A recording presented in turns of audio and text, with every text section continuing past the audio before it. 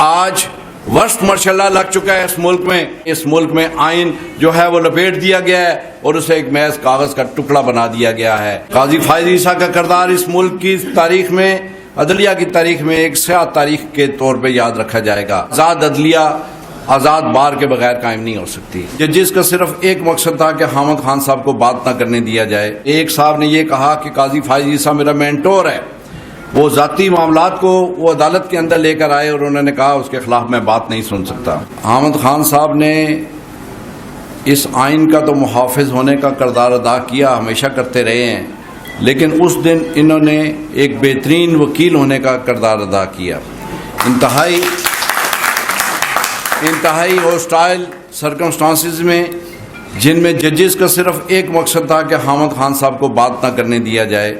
اور انہوں نے وہ بات کی۔ اور اس کے علاوہ بھی وہ جو ججز ہیں جو بلوچستان کے خاص طور پہ ہیں، جن میں سے ایک صاحب نے یہ کہا کہ قاضی فائز عیسیٰ میرا مینٹور ہے،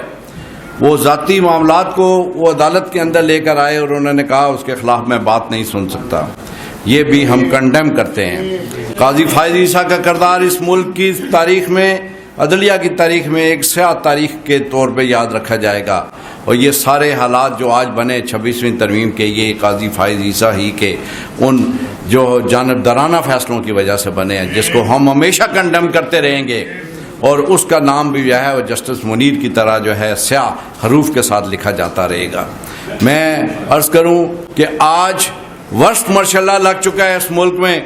مارشل لا کا نام نہیں ہے، لیکن مارشل لا کے نام کو ایک نیا نام ہائیبرڈ ماڈل دیا جا رہا ہے۔ آپ کے سامنے یہ آ چکا ہے امر کہ اس وقت جو ہے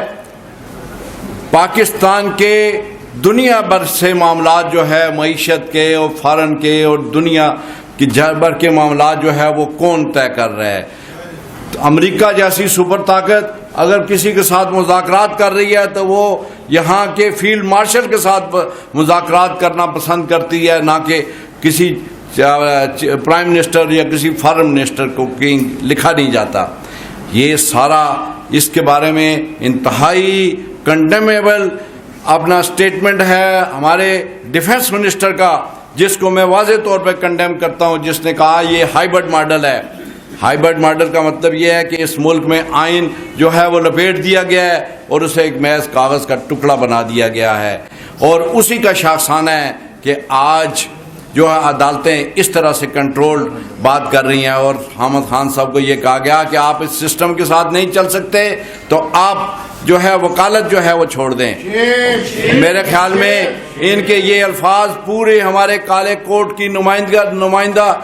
الفاظ تھے، کہ جس میں انہوں نے یہ کہا کہ جی تو یہی چاہتا ہے، لیکن جب تک زندگی ہے ہمیں کچھ نہ کچھ تو کرنا ہوگا۔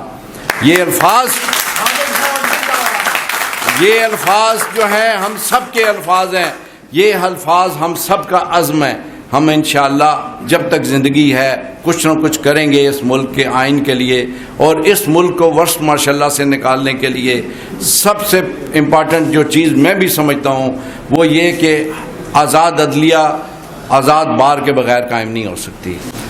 باروں کو بھی ہمیں آزاد کرنا ہے، اور یہ سال ہمیں موقع مل رہا ہے کہ ہم ان کے اعلی کار اور ان کے پٹھوں کو جو ہے وہ ناکام کریں، اور ہر جگہ پہ جس طرح شفقت چوہان صاحب نے کہا کہ ہم کامیابیاں حاصل کریں، بار کونسل میں بھی، سپریم کورٹ میں بھی، ہائی کورٹس میں بھی، اور ہم جو ہے اس کنٹرولڈ بار کو بھی مسترد کرتے ہیں، اور آزاد عدلیہ کے سے پہلے آزاد بار قائم کریں گے، اس لیے کہ آزاد بار ہوگی تو آزاد عدلیہ قائم ہوگی، اور اس ملک کے لوگوں کی آزادی، اس سیاسی لوگوں کی آزادیاں، اس ملک کے بنیادی حقوق کے لوگوں کی یہ حاصل ہو سکیں گی۔ بہت بہت شکریہ۔